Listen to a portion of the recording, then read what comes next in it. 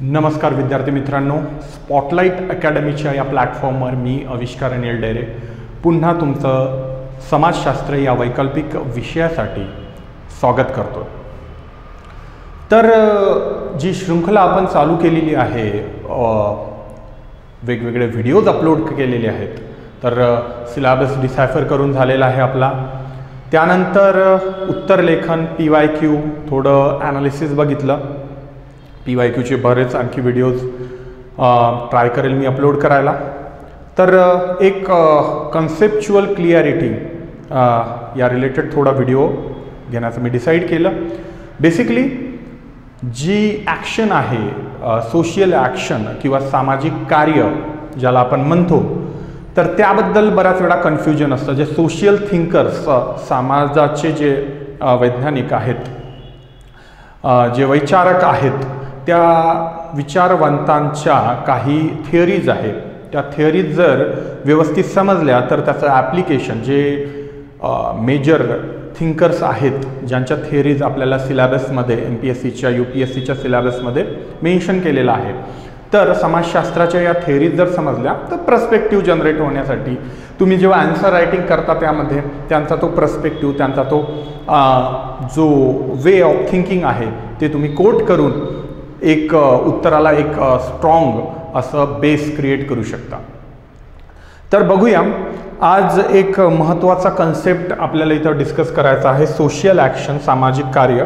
मी बोललेलो आहे social action, वेबरचा perspective बघणार आहोत आणि पार्सन्सचा पर्स्पेक्टिव्ह बघणार आहोत। दोन्हीही थिंकर आपल्याला सिलेबसमध्ये मेन्शन केलेले आहेत। तर सामाजिक क्रिया म्हणजेच सोशियल ॲक्शन ही दोन्हीही सोशिओलॉजिस्टनुसार कशी वेगळी असेल, किंवा जे मॅक्स वेबर इंटरप्रिटिव्ह सोशिओलॉजी जी आहे, जिथं इंटरप्रिटेशन केलं जातं गोष्टींचं, तर ती सोशिओलॉजी थ्रू आपण सामाजिक कार्य काय असेल हे बघणार आहोत। आणि पार्सन, टालकॉट पार्सन याने सांगितलेलं जी सोशल ॲक्शन आहे किंवा ॲक्शन थिअरी आहे, ती दोन्हीही महत्त्वपूर्ण कन्सेप्ट आहे। दोघांचेही application based questions previous year question पेपरमध्ये विचारलेले आहेत। बघूया, बेसिकली सामाजिक क्रिया म्हणजे काय, तर वेबर जो आहे, वेबर म्हणतो एक व्यक्ती आहे, एक व्यक्ती आहे, दुसरा व्यक्ती आहे, असे व्यक्तींचा समूह बनलेला आहे। या व्यक्तींच्या समूहामध्ये जे सकारात्मक विचार करणारे, ज्याला पॉझिटिव्हिस्ट म्हणतो आपण, पॉझिटिव्हिस्ट सोशिओलॉजिस्ट काय सांगतात, तुम्हाला समाजाचा ॲज अ होल अभ्यास करावा लागेल। चॅप्टर 1 मध्ये आपण चॅप्टर 2 मध्ये या सर्व गोष्टी बघणार आहोत। पॉझिटिव्हिस्ट कोण आहेत, कसे असतात, तर त्यांनी सांगितलं की समाजाचा ओव्हरऑल अभ्यास करणं गरजेचं आहे। मग इंडिव्हिज्युअलवर फोकस न करता तुम्ही समाजाचं शास्त्र तयार करत असताना नेहमी फोकस करा की समाज ओव्हरऑल काय विचार करतो। मग समाज काही व्हॅल्यूज, जे मूल्य आहेत, व्हॅल्यूज असतील, नॉर्म्स असतील, जे प्रचलित परंपरा आहे, जे कल्चर आहे, या सर्व गोष्टी कुठं ना कुठं समाजाच्या या सर्व गोष्टींचा इंडिव्हिज्युअलवर इम्पॅक्ट पडतो आणि इंडिव्हिज्युअलच्या पुढे जाऊन समाजाचा किंवा एक व्यक्तिगत अभ्यास न करता, कारण तो मग सायकोलॉजीचा अभ्यास होईल असं आधीच्या सोशिओलॉजिस्टना वाटायचं। मग तितक्यात वेबर हा सोशिओलॉजिस्ट आला, याने काय केलं, नवीन दृष्टिकोन मांडला। या समाजाचं हे जर व्यक्तींनी मिळून बनलेला समाज आहे, तर प्रत्येक व्यक्ती हा समाज कसा बनतो, काही ॲक्शन, सामाजिक कार्य तुम्हाला करावं लागेल। जसं की मी या ठिकाणी काहीतरी कार्य करतोय शिकवण्याचं तुम्हाला, तुम्ही व्हिडिओ ऐकत आहात, काहीतरी बघत आहात, तुम्ही काहीतरी कार्य करत आहात, तर मग अशा पद्धतीचे कार्य समाजामध्ये प्रत्येक जागेवर होत आहेत। मग हे कार्य समाजाला कुठेतरी लिंक करत आहे।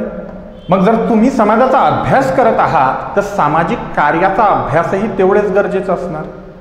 मग सामाजिक कार्याचा अभ्यास हा महत्त्वपूर्ण विषय आहे, हा प्रथम कोण सांगितलं, तर वेबरनं सांगितलं. वेबर म्हणाला सर्वात पहिले की सोशल ॲक्शन्स, आपल्या सामाजिक कार्य किंवा क्रिया हे नेहमी अभ्यासणं गरजेचं राहतं आणि ते अभ्यासल्यानंतर तुम्हाला समाजाचं एकूणच रूप कळायला मदत होते. मग आता वेबरच्या म्हणण्यानुसार ॲक्शन म्हणजे काय किंवा क्रिया म्हणजे काय, तर ॲक्शन ही नेहमी दुसऱ्यांप्रती केलेली असते. जी क्रिया आहे दुसऱ्यांप्रती केली. सामाजिक कार्य बघतोय आपण, सायन्समधला ॲक्शन नाही. इक्वल अपोजिट जे फोर्स आहे आणि तुम्ही एनर्जी हे करताय, इथं ॲक्शन आहे हे सामाजिक कार्य. सामाजिक कार्याबद्दल बोलतोय आपण इथं. तर सामाजिक कार्य जे वेबर सांगतो यामध्ये ओव्हरऑल काय आहे, तर ॲक्शनचा स्टडी बोललेला आहे, कार्याचा, सामाजिक कार्याचा अभ्यास केला तर समाजाचा अभ्यास होईल असा वेबर म्हणतो. मग आता हा समाजामध्ये होणाऱ्या कार्यांचा अभ्यास म्हणजे प्रत्येक इंडिव्हिज्युअल जो आहे त्याचं काहीतरी मन असणार, त्याचा काहीतरी कॉन्शियसनेस असणार. मग त्या कॉन्शियसनेसचा यूज करून तो ॲक्शन घेणार, तो क्रिया करणार. म्हणजे ॲक्शन होण्यासाठी ती दुसऱ्या प्रती घेतलेली असायला हवी. हे सुद्धा महत्त्वाचं आहे सामाजिक कार्यामध्ये. म्हणजे मी माझं आता शिकवताना नाकाला हात लावतो, केस खाजवतो, ही सोशल ॲक्शन झाली का? ही क्रिया झाली, पण ही सामाजिक क्रिया झाली का? नाही. पण मी शिकवताना बघून तुमच्याकडे हसतोय, मग ही क्रिया सामाजिक क्रिया झाली का? तर होय, ही सामाजिक क्रिया झाली, कारण ती दुसऱ्या प्रती केलेली आहे आणि ती ॲक्टर जो आहे, जो कर्ता आहे, त्याने ते इंटेन्शनली केलेली आहे, जाणून बुजून केलेली आहे. दुसऱ्या प्रती आणि काहीतरी मोटिव्ह ठेवून ती गोष्ट केलेली आहे.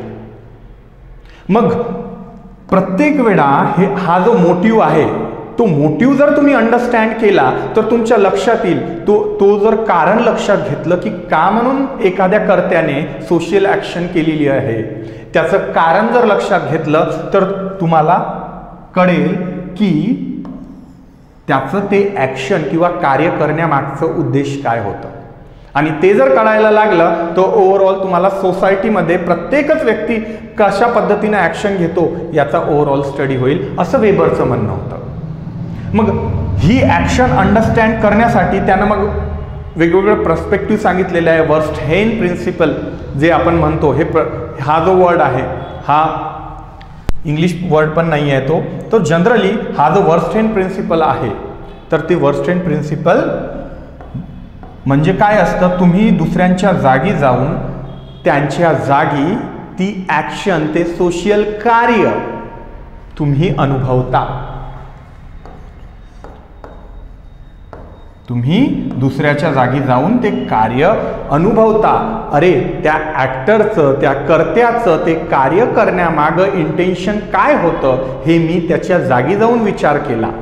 आणि अशा पद्धतीनं जर तुम्ही सामाजिक कार्याचा अभ्यास जर केला तर एकूणच तुम्हाला समाजाचं चित्र तुमच्या डोळ्यासमोर उभं राहील असं सांगितलं जातं. अंडरस्टँड होतंय? म्हणजे त्या ॲक्शनला मिनिंग आहे किंवा ते सोशल ॲक्शन किंवा सामाजिक कार्य आहे तर ती दुसऱ्याप्रती केलेलं असायला हवं किंवा आणि सोबतच कर्त्यानं त्याच्या मागं काहीतरी मिनिंग अटॅच केलेलं हवं, तर ते ॲक्शन सोशल ॲक्शन होईल. आता इथं एक महत्त्वाचा मुद्दा लक्षात घेण्यासारखा आहे. जी ॲक्शन आहे, जे सामाजिक कार्य आहे, ते दुसऱ्यांप्रती असायला हवं, दुसऱ्यांसाठी केलेलं असायला हवं. जे ॲक्टर आहे, जो कर्ता आहे, त्यानं त्याला काहीतरी मिनिंग अटॅच करायला हवं, अशा सारख्या गोष्टी आपण म्हणतो. तर यातून एकच गोष्ट समोर येतं तुमच्या, ती गोष्ट म्हणजे इंडिव्हिज्युअलचं स्वतःचं इंटरप्रिटेशन, त्याचं स्वतः ती ॲक्शन घेण्यामागचं मोटिव्ह काय आहे हे. म्हणजे इथं इंडिव्हिज्युअलला महत्त्व दिलेलं आहे. आधीच्या सोशिओलॉजिस्टनं इंडिव्हिज्युअलला महत्त्व दिलं नव्हतं. ओव्हरऑल समाज हा इंडिव्हिज्युअल एक व्यक्तीपेक्षा मोठा आहे असा समजून फक्त समाजाच्या त्या स्तराचा अभ्यास केला होता. मग आता आपण वेबरच्या पर्स्पेक्टिव्हमुळे इंडिव्हिज्युअलकडे वळलो. मग पुढं टालकॉट पार्सन हा USAचा, हा पुढे येतो. यानं काय केलं, ब्रिज करण्याचा प्रयत्न केला. डर्खिमचा कन्सेप्ट वेबरनं क्रिटिसाइज केला. त्याचं म्हणणं होतं इंडिव्हिज्युअलला महत्त्व द्या. डर्खिम बोलला हे सर्व गोष्टी, हे सर्व सायंटिस्ट पुढं आपण अभ्यास करणार आहोत, डोंट वरी. जस्ट तुम्हाला हे 2 सोशियल ॲक्शन समजवतो इथं. तर पार्सन्स डर्खिमनं पण इन्फ्लुएन्स झालेला.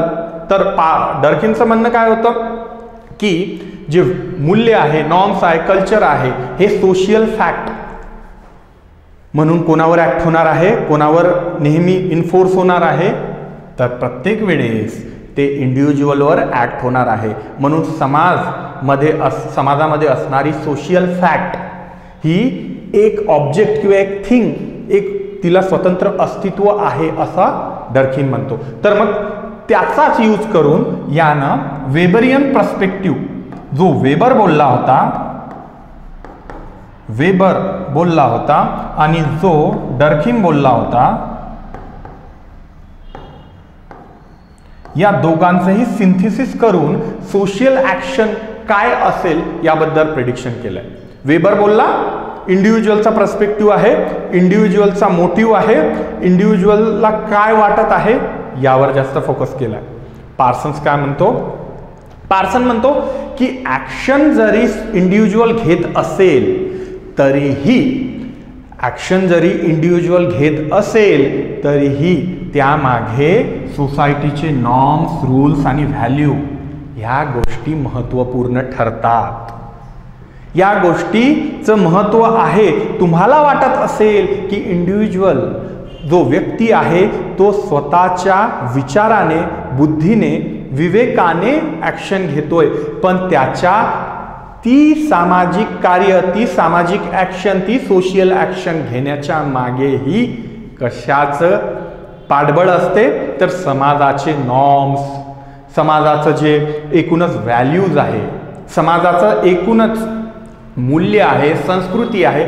बघा ना, तुम्ही इथं येऊन बसलेत, तुम्ही इथं येऊन अभ्यास करताय, तुम्ही UPSC MPSCचा अभ्यास करताय, मग हे तुमचं पर्सनल डिसिजन आहे का? वेबरच्या कन्सेप्टनुसार सोशल ॲक्शन असू शकते, पण पार्सन म्हणतो नाही, तुमचं ते इंडिव्हिज्युअल डिसिजन शेप होण्यामागही मोटिव्ह समाजाचाच आहे. कारण तुम्ही कोणाचा तरी मुलगा आहात, कोणाचा तरी मुलगी आहात, तर तुमच्या पॅरेंटचा इन्फ्लुएन्स असेल, तुमचा समाजाचा इन्फ्लुएन्स असेल. नाही, मी जर IAS झालो, IPS झालो, DYSP झालो, डेप्टी कलेक्टर झालो, तर कुठंतरी समाजावर काहीतरी माझा इम्पॅक्ट पडेल. मग ह्या व्हॅल्यूज कोण डिसाईड करून दिला की समाजामध्ये वेगवेगळ्या व्हॅल्यूज असतात? ते मूल्य कोण डिसाईड करून दिलं? समाजाने सांगितलं की तुम्हाला अशी ॲक्शन घ्या. तुम्ही जरी ती पर्सनली चॉईस करत असाल तरीही त्या सामाजिक कार्यामागे समाजाची भूमिका असणार, असा कोण सांगतो? पार्सन सांगतो. म्हणून या दोघांची ॲक्शन थेरी, याची ॲक्शन सोशियल ॲक्शन आणि याची ॲक्शन थेरी हे वेगळं वेगळं पडतात. इथं मुलांना बऱ्याच वेळा कन्फ्युजन होते, ॲक्शन कशी आहे. बघा, इंडिव्हिज्युअल पर्स्पेक्टिव्हचा विचार केला, पर्स्पेक्टिव्ह ब्रॉडर केला, इंडिव्हिज्युअल ॲक्शन घेतो, नो डाऊट. पार्सन नाकारत नाही ही गोष्ट की इंडिव्हिज्युअल ॲक्शन घेतोय तर त्याचा स्वतःचं मोटिवेशन त्यामागे नसणार. पुढे बघणार आहोत आपण, त्याचा स्वतःचं एक फोर्स आहे, मोटिवेशन आहे ती ॲक्शन घेण्यामागं, परंतु सोबतच ॲक्शनला गाईड कोण करताय. बघा, आपण पुढच्या स्लाइडमध्ये तो व्यवस्थित लक्षात घेऊया. इथं बघितलंय सोशल ॲक्शन स्टडी का करायची आहे, तर ह्युमन बिहेवियर. पुन्हा आपण थोडं मागं जातोय, थोडे स्लाइड्स समजून घेऊया. ही जवळपास मी समजावून सांगितलेलीच आहे तुम्हाला. इंडिव्हिज्युअल सोसायटीची लिंक असते. मी बघितलं समाजाचा हिस्सा हा तुम्ही हे इथं सांगितलेलं आहे, आणि हेतू आणि नियम परिणाम घडवतात हे स्पष्ट होतो. इंटेन्शन्स, तुमचे इंटेन्शन्स काय आहे आणि नॉर्म्स कशा पद्धतीचे तुमच्यावर इन्फोर्स होत आहे यावरून तुम्ही ॲक्शन घेता, सामाजिक कार्य करता. या सर्व गोष्टी बघितलेल्या आहेत आपण. ह्युमन बिहेवियर, तुमचं स्वतःचा बिहेवियर म्हणजे काय, तुम्ही कोण्या पद्धतीनं बिहेव करणार, तुम्ही कशा पद्धतीनं वागणार, मी आधीच डिसाईड करतोय. कशावरून डिसाईड करणार की तुमचं सोशल इंटिग्रेशन, तुम्ही समाजाच्या किती जवळचे आहात, तुम्ही समाजासोबत कधीच मिक्स झालेले नाही आहात, तुम्ही आयसोलेटेड राहिलेले आहे, तुम्हाला समाजाचे नियम माहिती नाही आहे. मी एक्सपेक्ट करील का बिहेवियर तुमच्याकडून, सामाजिक बिहेवियर करूच शकणार नाही. तुमचं समाजासोबत इंटिग्रेशन झालेलं नाही. आता USA मधला कोणी एखादा व्यक्ती इथे येतो, त्याच्या कपड्याचा सेन्स लागत नाही, सर्व लोक त्याला हसतात का? त्याचा बिहेवियर आपण प्रेडिक्ट करू शकत नाही, कारण इंडियन कल्चरनुसार त्याचा बिहेवियर चुकीचा आहे, त्याच्या सोसायटीप्रमाणे ते बरोबर राहील. मग माणसाचं बिहेवियर जे आहे, माणसाचा ओव्हरऑल पर्स्पेक्टिव्ह आहे, जर तो जर जाणायचा असेल, तो जर अभ्यासायचा असेल, समाजाचा ब्रॉडर अभ्यास करायचा असेल, तर सोशल ॲक्शनचं स्टडी गरजेचं आहे. बघितलंय आपण हे. मग वर्स्टेनिक प्रिन्सिपल आपण बघितलं. वर्स्टेनिक प्रिन्सिपल की जो मागितलेला आहे व्यक्तिनिष्ठ अर्थ, सब्जेक्टिव्ह मिनिंग, मी म्हटलेलं आहे पॉवर्टी जी आहे किंवा गरिबी जी आहे ती अभ्यास करायची असेल तर मी माझा स्वतःचा पर्स्पेक्टिव्ह ठेवणार नाही, तर जो ॲक्टर ॲक्शन घेतोय, जो ॲक्टर ॲक्शन परफॉर्म करतोय, त्याने ते परफॉर्म करण्यासाठी काय मिनिंग त्यानं स्वतः अटॅच केलं होतं की त्या मार्गाने त्यानं ॲक्शन घेतली. दिस इज ॲक्टर आणि हे त्याचा गोल. गोल मीन्स जे त्याला पूर्ण करायचं आहे. ओके, सॉरी, ध्येय, ध्येय म्हणून. ठीक आहे.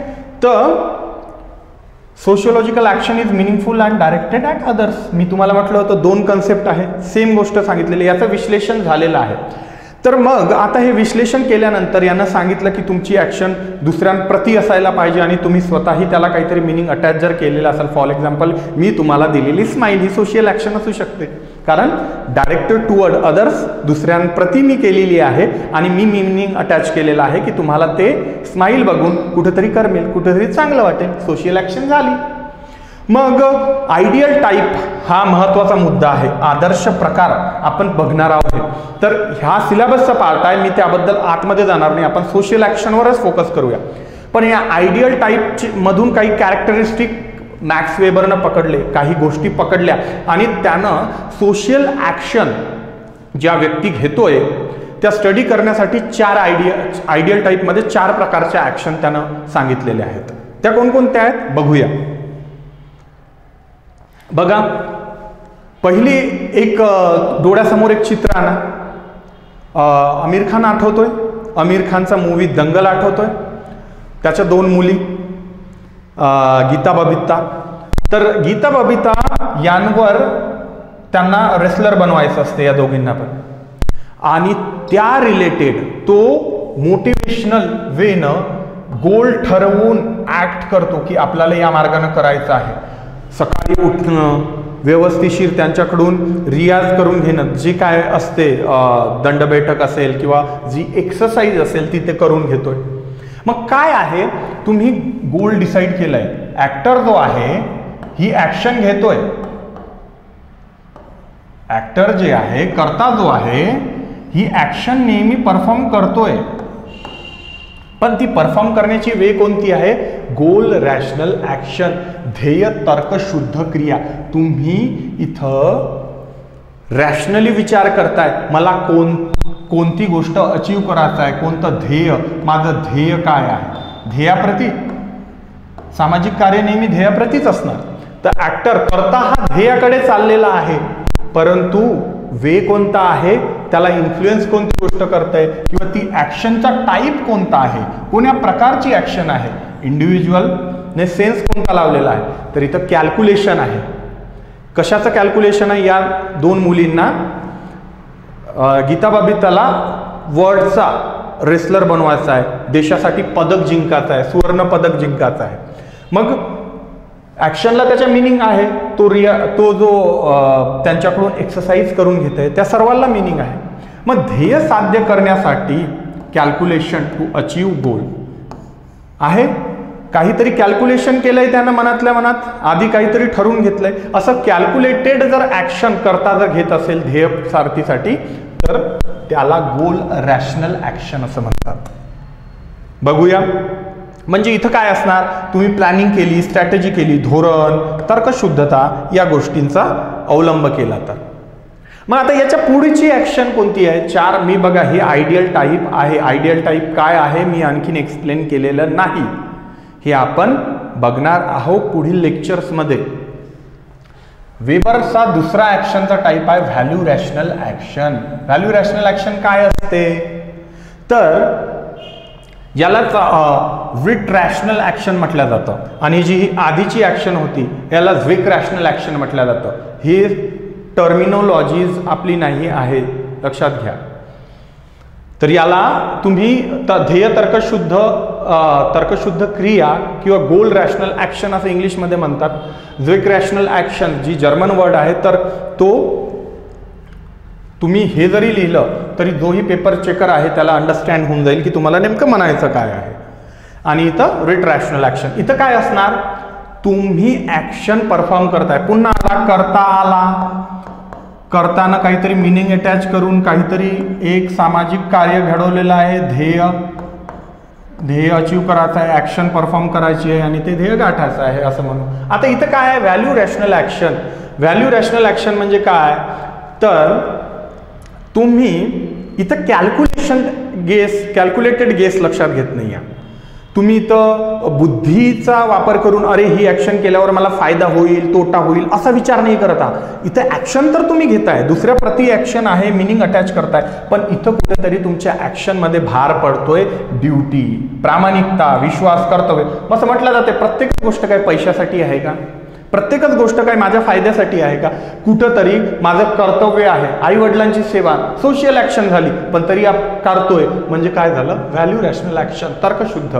तर मूल्य तर्कशुद्ध क्रिया, इथं मूल्य कुठेतरी लागतंय. मग विश्वास, बिलीफ असल्यामुळे, ऑनेस्टी असल्यामुळं अशा पद्धतीचे ॲक्शन्स आपण नेहमी परफॉर्म करतो.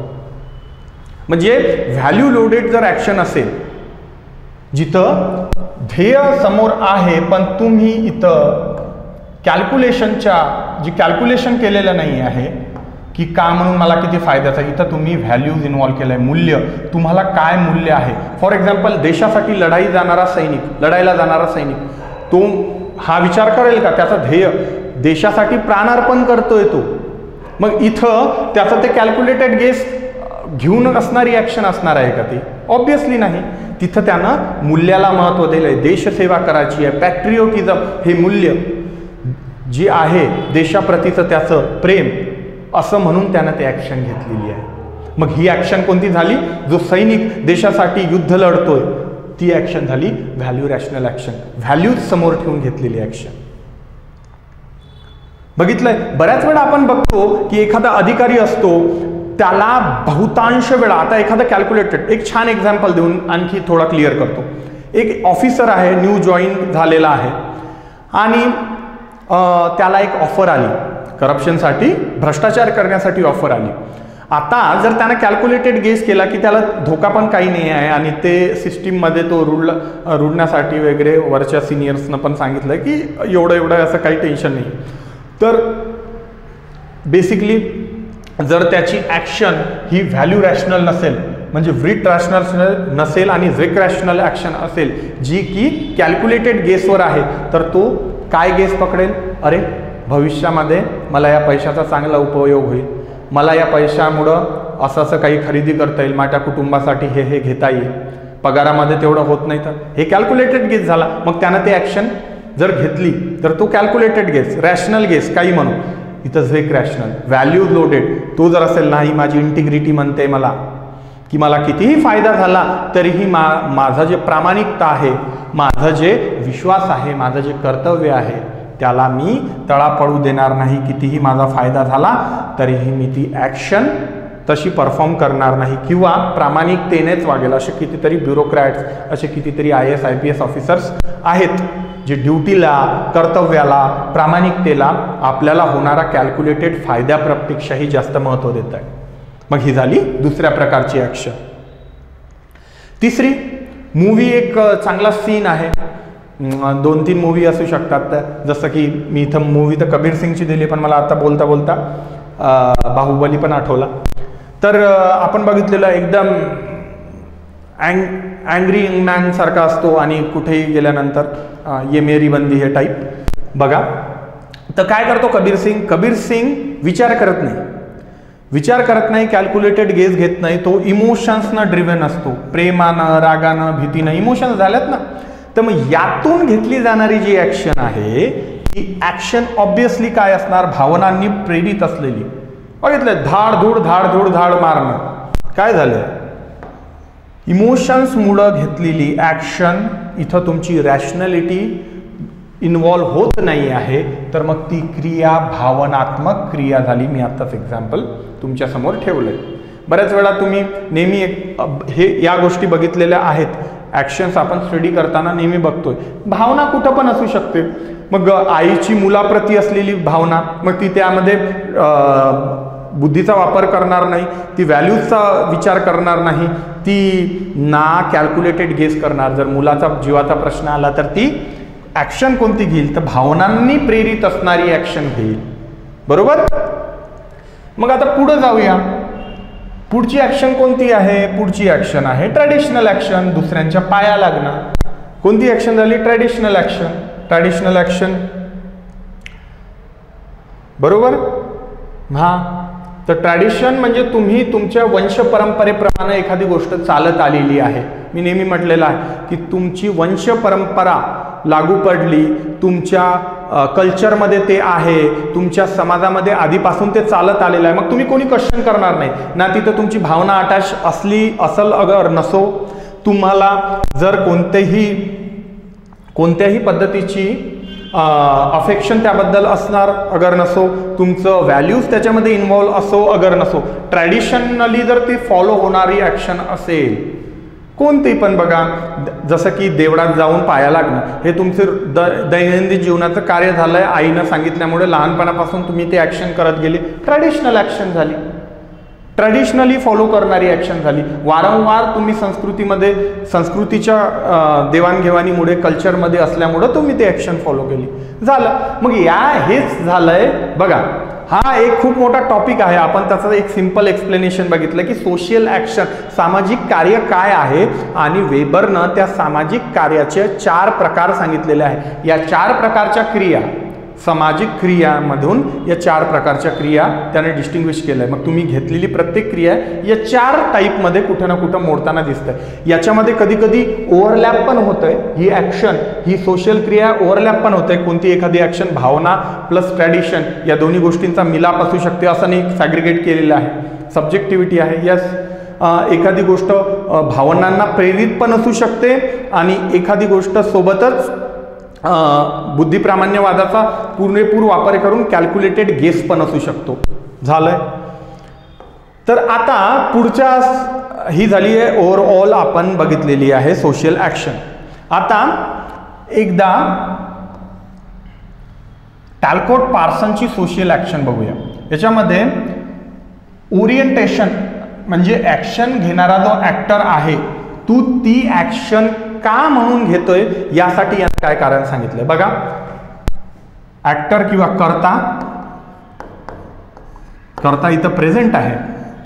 हा कर्ता याचं काहीतरी ध्येय आहे जे गाठाचं आहे. आपण हे एवढं स्टेप कुठं बघितलेली आहे? वेबरमध्ये पण बघितलेली आहे. पण मी नेहमी म्हणतो की पार्सन आहे इथं डर्किमला पण तो मधात ठेवतो आणि तो असं म्हणतो की हे जर ॲक्शन घेत आहे तर 2 गोष्टी आणखीन महत्त्वाच्या आहे, त्याशिवाय ॲक्टर ॲक्शन घेऊ शकत नाही, कर्ता ॲक्शन घेऊ शकत नाही. एक आहे सोसायटीचे नॉर्म्स, व्हॅल्यूज म्हणजे मूल्य, कल्चर, मग या सोसायटीच्या रिलेटेड जे पण येईल हे सर्व इथं लागू पडणार. ठीक आहे.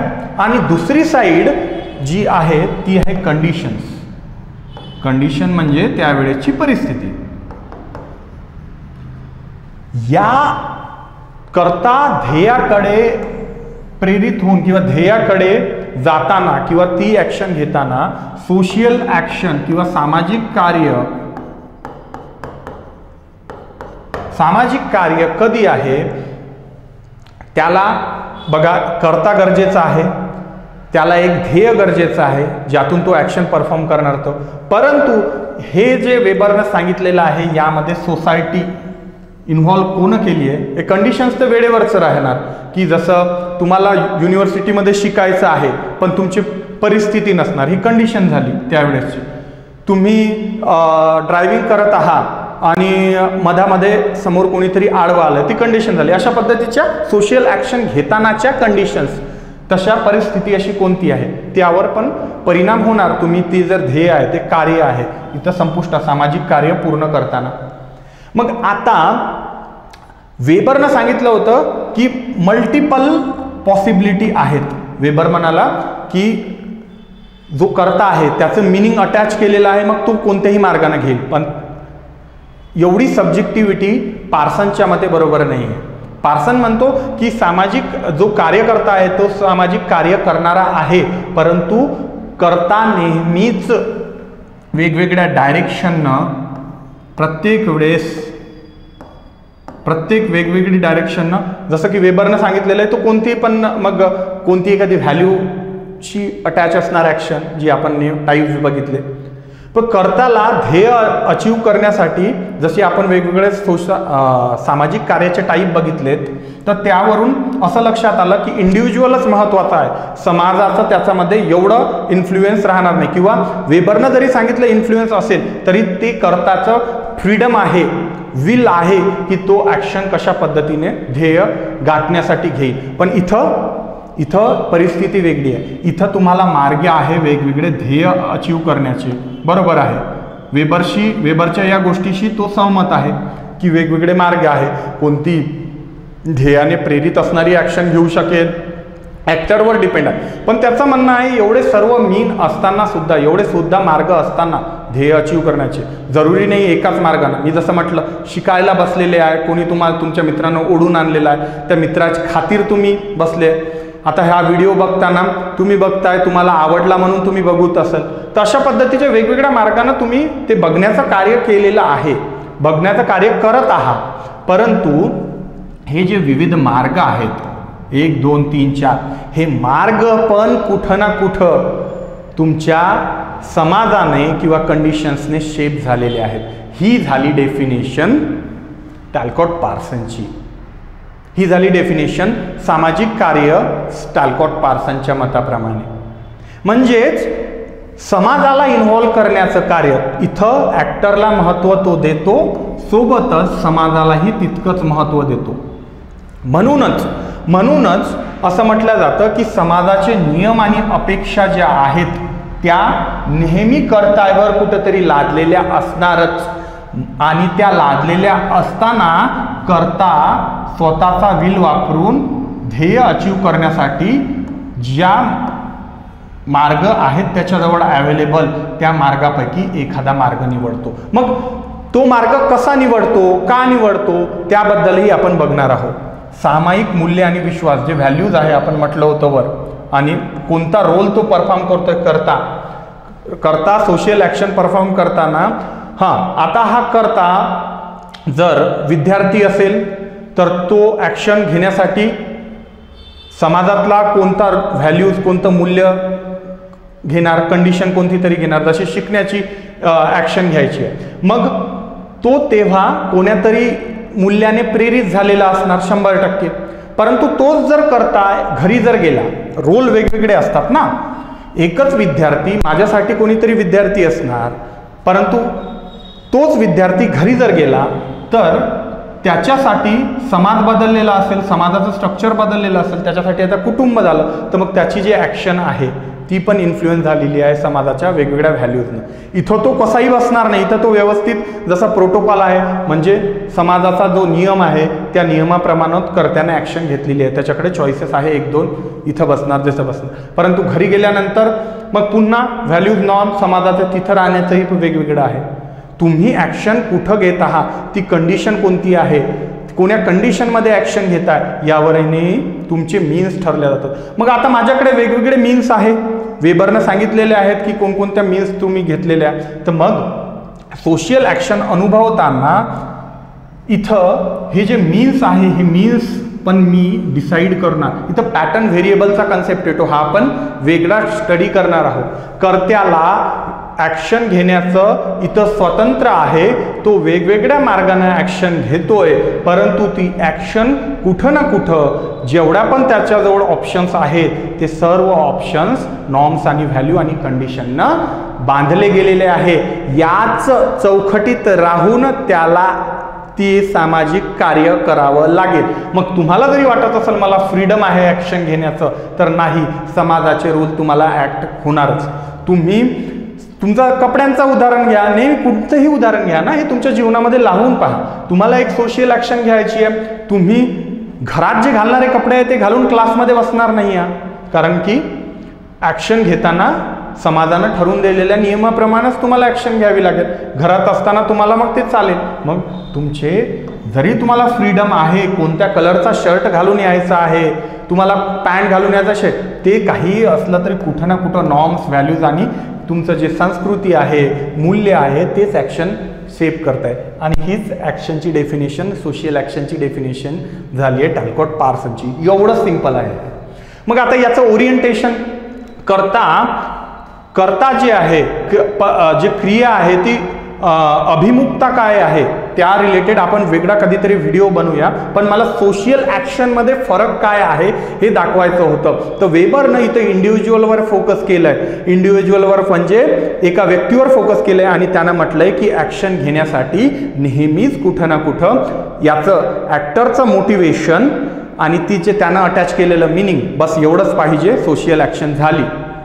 इथं मग ॲक्शन जी आहे ती त्या व्यक्तीच्या स्वतःचं मन किंवा मिनिंग त्यानं जे अटॅच केलं आहे त्याप्रमाणे तो ॲक्शन घेईल, एवढं फ्रीडम दिलं आहे. यानं इथं समाजाची चौकट वापस आणली जी डर्कीमनं दिली होती, की नाही, तुमच्याजवळ जरी मार्ग असेल सोसायटी किंवा समाजामध्ये ॲक्शन घेण्याचे, तरीही कुठं ना कुठं तुमच्या व्हॅल्यूज, नॉर्म्स आणि कंडिशन्स ह्या ॲक्शन्स घेताना, तुमचं सोशल ॲक्शन, तुमचं ध्येय गाठताना महत्त्वपूर्ण ठरणार आहे. मग आपण ॲक्शन घेण्याचे टाईप्स कोणते आहे, मग त्यामध्ये कर्ता लागतो, त्यामध्ये ध्येय लागते, मग नॉर्म्स, व्हॅल्यूज म्हणजे सोसायटियल जे असतात, सांस्कृतिक गोष्टी त्या झाल्या, कंडिशन्स जे आहे ते पण लागणार. याचा पद्धतशीर अभ्यास आपण करणार आहोत. थेरॉटिकली आणखीन त्यामध्ये डीपमध्ये जाणार आहोत, पण तो कन्सेप्ट तुम्हाला क्लिअर होण्यासाठी तो कन्सेप्ट समजायला पाहिजे. पार्सन्स बऱ्याच वेळा लोकांना समजत नाही की यानं सोशल ॲक्शन कशा पद्धतीने घेतली आहे. मग याचं ओरिएंटेशन, अभिमुखता, ही कर्त्याची अभिमुखता का म्हणून त्यानं हाच मार्ग निवडलेला आहे याचंही आपल्याला उदाहरण टॅलकॉट पार्सनच्या सोशल थेअरीमधून भेटतोय. तर मग त्यामध्ये त्याचं ओरिएंटेशनमध्ये दोन गोष्टी असतात. एक असतात मोटिवेशन, त्याला मिळालेली प्रेरणा. मग आता हा प्रेरणाचा मुद्दा कुठं येणार, तर कर्त्यामधले आतून काय त्याचं मेकॅनिझम चालतंय, आतून त्याचं जळणघळण किंवा त्याला काय फिलिंग येतंय, त्यावेळेस कोणी काही बोलल्यानंतर त्याच्या मनामधून काय फिलिंग येतंय, ते झालं त्याचं मोटिवेशन. आणि दुसरा आहे व्हॅल्यू. तो व्हॅल्यू कुठून येईल, इथून येईल. मग आता प्रत्येकाचं ॲक्शन घेताना का सामाजिक कार्य वेगवेगळं राहू शकतं, तर त्याचं समाजासोबत झालेली बांधिलकी, त्याची समाजासोबत किती इंटिग्रेशन झालंय. मी असं म्हणू शकत नाही करता ज्या समाजासोबत प्रॉपर इंटिग्रेट झालेला नाही आहे, एकरूप झालेला नाही आहे समाजाच्या नियमाशी, मी म्हणू शकत नाही तो करता समाजाच्या रूपानं किंवा समाजामध्ये जे व्हॅल्यूज आहे, जे आहे त्या गोष्टींना फॉलो करून ॲक्शन घेईल. मग त्याची ॲक्शन मोटिवेटेड जास्त राहील, स्वतःला प्रेरित, स्वतःला काय वाटतं या बेसिसवर तो ॲक्शन घेईल. बरोबर आहे. म्हणून हे दोन फॅक्टर, मोटिवेशन आणि व्हॅल्यू, हे दोन गोष्टी त्याची काय ठरवतात, ॲक्शनचा मीन, जो मार्ग आहे ॲक्शन घेण्याचा, ध्येय गाठण्यासाठी, मोटिवेशन आणि व्हॅल्यू कर्त्याची. मग व्हॅल्यूज कुठून भेटला, समाजासोबत त्याचं असणारं इंटिग्रेशन, किती तो समाजासोबत एकरूप झालेला आहे, आणि मोटिवेशन, त्याला आतून कसं वाटतंय. मग मोटिवेशनचे टाईप्स असतात हे तीन, काही नाही आहे. हे जेव्हा लिंक करू ना आपण हळूहळू एक एक मुद्दा, तर मग लक्षात येईल. हे इथं दाखवतं संज्ञानात्मक अभिमुखता, भावनात्मक आणि मूल्यात्मक. काय आहे, तुम्ही कोणती गोष्ट करताना कोणती तरी इव्हॅल्युएशन करता, मनामध्ये काहीतरी कॅल्क्युलेशन करता आणि मग सांगता की मी अशा पद्धतीने ॲक्शन घेतली. ऑब्व्हियसली तुम्ही प्लस मायनस काहीतरी बघता ना, मला फायद्याचा आहे, तोट्याचा आहे, तर मग ते इव्हॅल्युएशन. ओरिएंटेशन पाहतोय, बरं का म्हणून तोच मार्ग मी निवडलेला आहे, का म्हणून मी तेच मार्ग निवडलेला आहे. माझ्याजवळ 4-5 ऑप्शन होते ॲक्शन घेण्याचे, आधीच्या डायग्राममध्ये बघितलं आहे, पण मी तेच मार्ग का निवडले, त्याचं ॲन्सर आहे कारण त्याचं ओरिएंटेशन तशा पद्धतीचं झालं आहे. ओरिएंटेशन कोण्या गोष्टीवर असतं, मोटिवेशन, त्याला असणारी प्रेरणा, आणि दुसरं काय असणार, मोटिवेशनसोबत त्याची व्हॅल्यू, समाजाच्या व्हॅल्यू काय सांगताय, मूल्य काय सांगताय, या दोन गोष्टी. मग आता मोटिवेशनच्या 3 गोष्टी आहे, कॉग्निटिव्ह, ओरिएंटेशन, तुम्ही आत्मसात कशी केली आहे ती गोष्ट, बऱ्याच वेळा चुकीचं अंडरस्टँडिंग झालेलं राहते. मग तुमचं कॉग्निटिव्ह अंडरस्टँडिंग काय सांगतंय, तुम्ही भावनात्मक तुमचं काय मत आहे त्या गोष्टीबद्दल, आणि तुम्ही काय इव्हॅल्युएट करून ती ॲक्शन घेताय. मग असं सेम 3 टाईप्स असणार आहे व्हॅल्यूजचे, पण त्यासाठी नवीन लेक्चरमध्ये मला फक्त सोशल ॲक्शनवर फोकस करायचं इथं. तर म्हणून करता कोणती ॲक्शन घेईल हे आपण प्रेडिक्ट करू शकतो, पण जरुरी आहे त्याच्याजवळ जरी स्वतंत्र असेल ॲक्शन घेण्यासाठी तरीही या गोष्टी, या फॅक्टर त्याच्यावर इम्पॅक्ट करतातच. That's it. हे आहे दोघांमधला डिफरन्स, दोघांच्या सोसायटी. बऱ्याच वेळा बरेच वर्ष अभ्यास तरी करतो, ह्या साध्या गोष्टीसुद्धा कळत नाही. तर त्यामुळे असं कन्सेप्च्युअली मी म्हटलं की तुमच्यासमोर आणावं, तुमच्यासमोर वेगवेगळ्या मूवीज थ्रू किंवा कन्सेप्च्युअल जी आपण day to day life example आहे, समाजशास्त्राचा अभ्यास करताना याच गोष्टी बघायच्या आहेत यामध्ये. आणि जर तुमचा हा जर कन्सेप्ट असता सोशल ॲक्शनचा, वेबर कसा घेतो, आणि मग ते पॅटर्न व्हेरिएबल आणखी इंटरेस्टिंग होऊन जातं.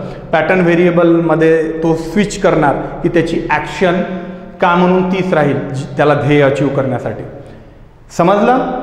पुन्हा एकदा सांगतो, मॅक्स वेबर काय सांगतो, मिनिंग मी काहीतरी लावलेलं आहे ॲक्शनला, माझ्याकडून काहीतरी मिनिंग अटॅच केलेलं आहे आणि ती दुसऱ्या प्रती केलेली आहे. एवढंच गरजेचं आहे सोशल ॲक्शन होण्यासाठी. हा सांगतो एवढं तर गरजेचं आहेच ध्येय अचीव करण्यासाठी, ते ॲक्शन करण्यासाठी, परंतु ते शेप करण्यासाठी समाज आणि पर्टिक्युलर कंडिशन ही तिथे येतात, तेव्हा ती सोशल ॲक्शन होते.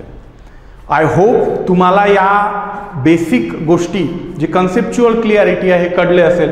ह्या जर गोष्टी कळल्या तर याचं ॲप्लिकेशन बेस्ड नॉलेज पण तुम्हाला भेटलं असेल. तर दंगल मूवी थ्रू आणि तुम्हाला आणि जर एक्झाम्पल राहील क्लासमध्ये मी तसे आहे हम साथ साथ हे वगैरे जर मूवी आहे, ट्रॅडिशनल मूवी, की रामाने ते तसं कार्य केलेलं आहे, तर राम जे आहे तर राम राज्य आणण्यासाठी मी सुद्धा माझ्या सर्व गोष्टींवरून, ती आमचं परंपरा आहे, ती कल्चर आहे. हम साथ साथ हे मूवीमध्ये दाखवतं की आईला नमस्कार करून तो घर सोडून चालला जातो, राम जसा वनवासात जातो. ट्रॅडिशनल ॲक्शन होतं, वडिलांचा रिस्पेक्ट ठेवणं, वडिलांच्या पाया वगैरे लागणं. बघितलं? तर अशा मूवीजमधून किंवा अशा अंडरस्टँडिंगमधून तुम्हाला समाजाचं चित्र एकूणच डोळ्यासमोर येईल. एक्झाम्पल रूपानं मी तुम्हाला सांगण्याचा प्रयत्न केलेला आहे. आय होप सोशल ॲक्शन आता तुम्ही कधीही विसरणार नाही असं माझं मत आहे. याबद्दल आणि डिटेलमध्ये आपण क्लासेस लेक्चर्समध्ये जाणारच आहोत. तर असेच इंटरॅक्टिव्ह व्हिडिओज आणखी मी तुमच्यासाठी घेऊन येणारच आहे. तर तोपर्यंत लक्षात ठेवा, आपली बॅच पण लॉन्च होत आहे लवकरच 26 नोव्हेंबरला. तर त्या बॅचसाठी तुम्ही रेडी राहा.